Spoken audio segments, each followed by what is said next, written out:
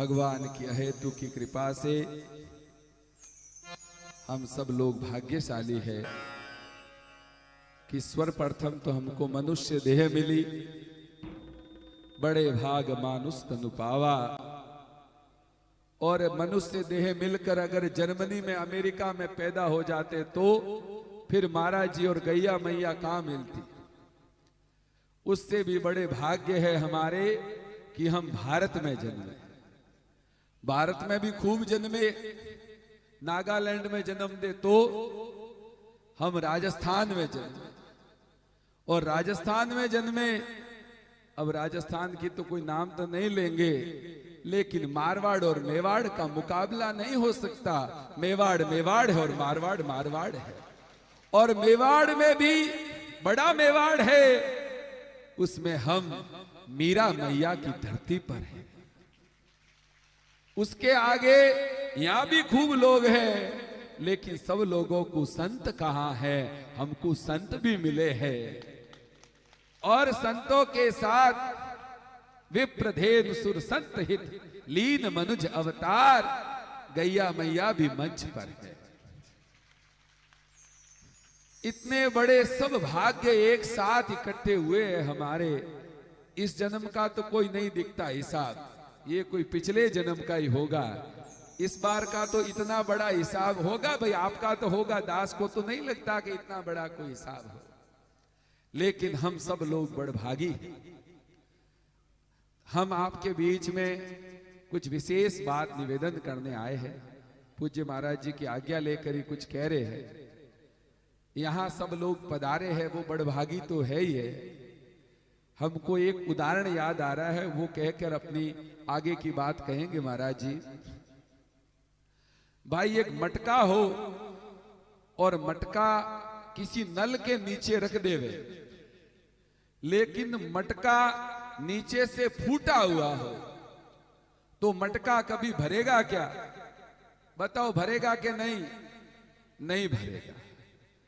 अब भाई नल यहां से चालू है और अपना मटका फूटा हुआ हो तो क्या लेके जाएंगे? 7 दिन बाद जो मटका लेके आए थे वही मटका खाली लेके जाएंगे।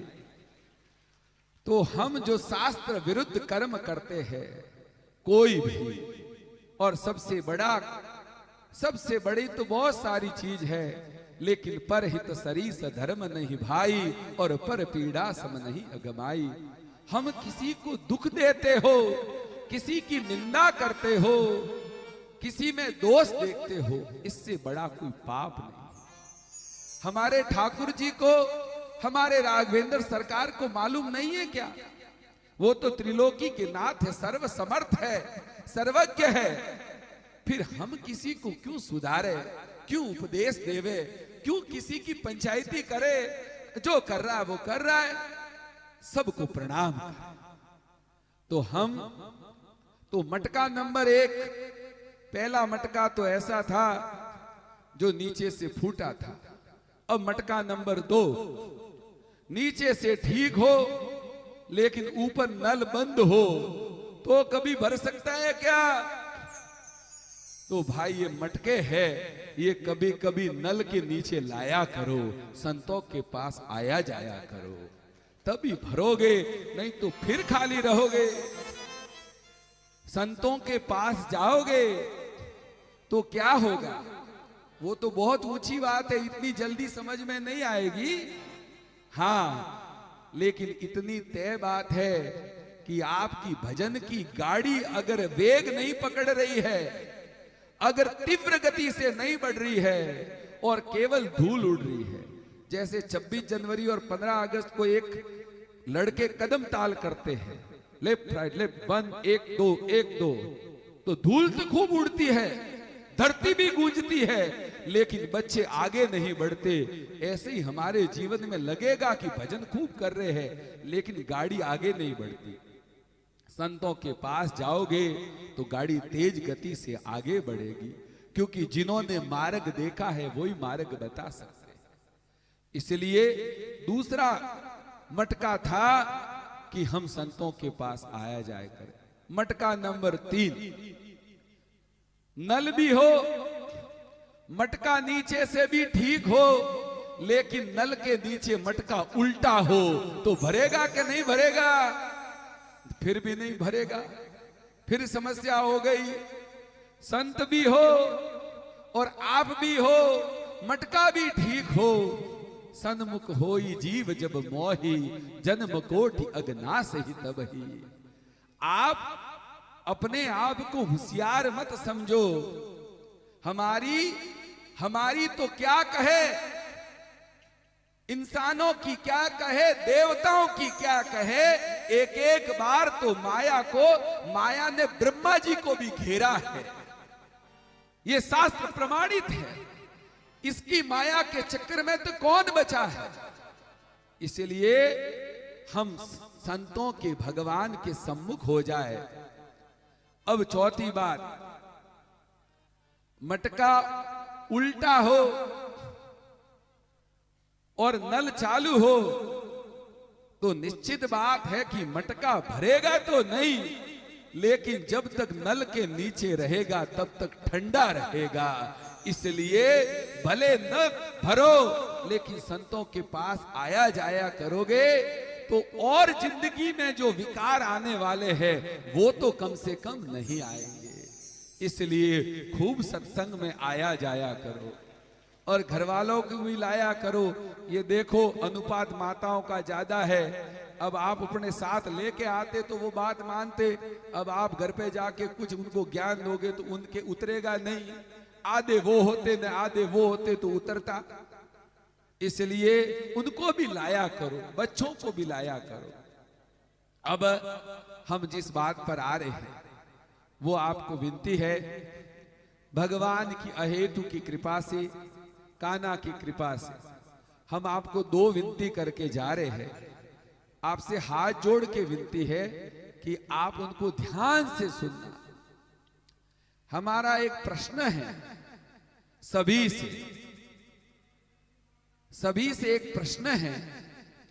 इतने सारे यज्ञ हो रहे हैं, इतनी सारी कथाएं हो रही है, इतने सारे लोग रामदेवरा जा रहे हैं, इतने सारे बड़े बड़े कार्यक्रम और इतने कथा करने वाले मैदान में उतर गए। चारों तरफ ऐसा लग रहा है जैसे ओहो अध्यात्म की बारिश हो रही है।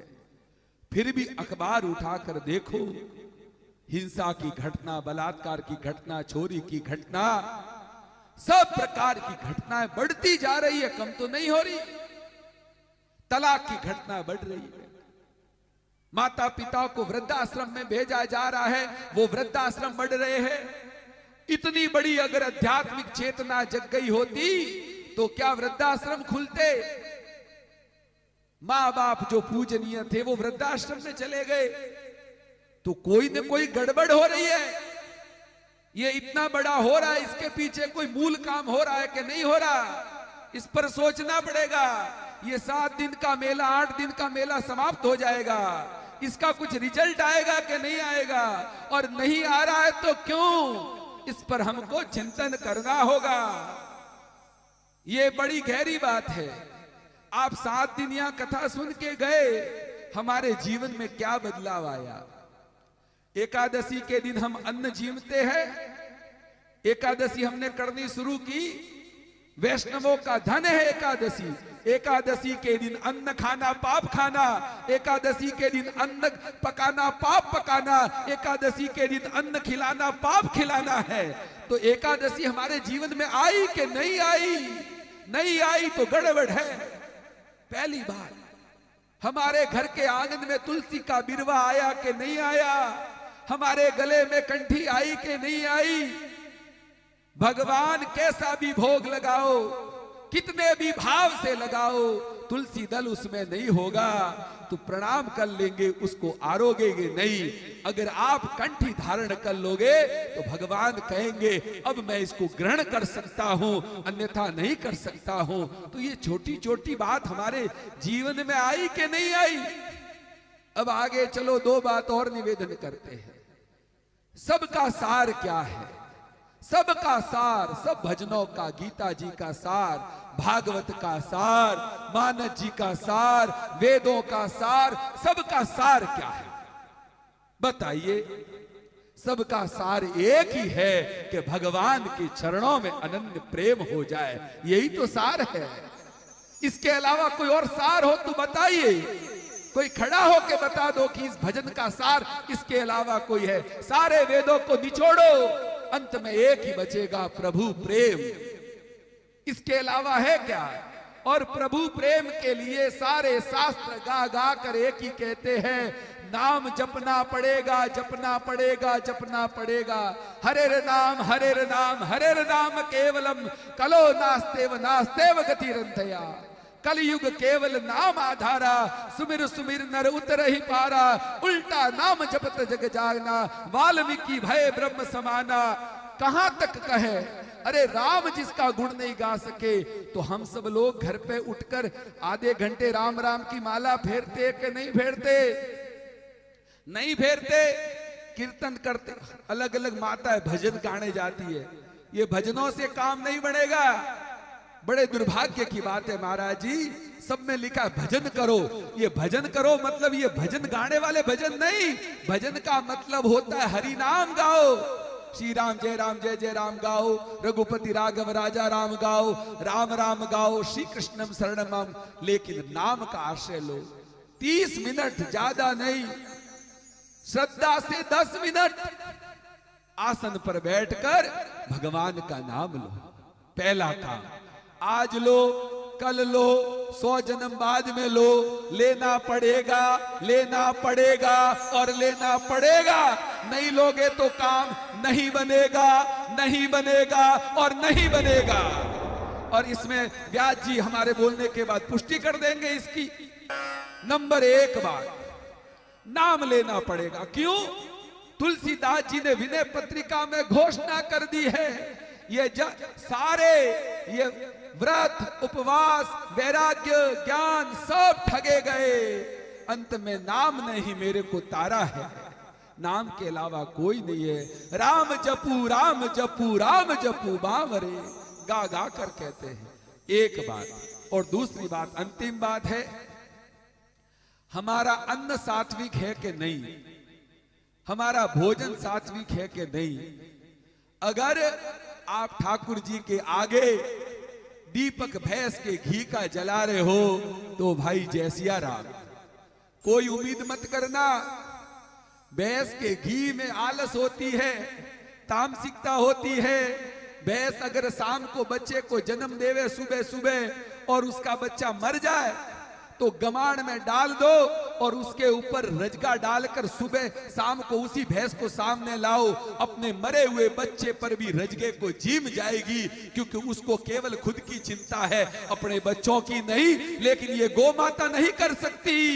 इसीलिए भैंस का दूध पियोगे, जर्सी नामक भंडूरे का दूध पियोगे तो आपके भीतर दया, करुणा, प्रेम कहां से आएगा? आएगा कहां से? अगर आपके किसी से दुश्मन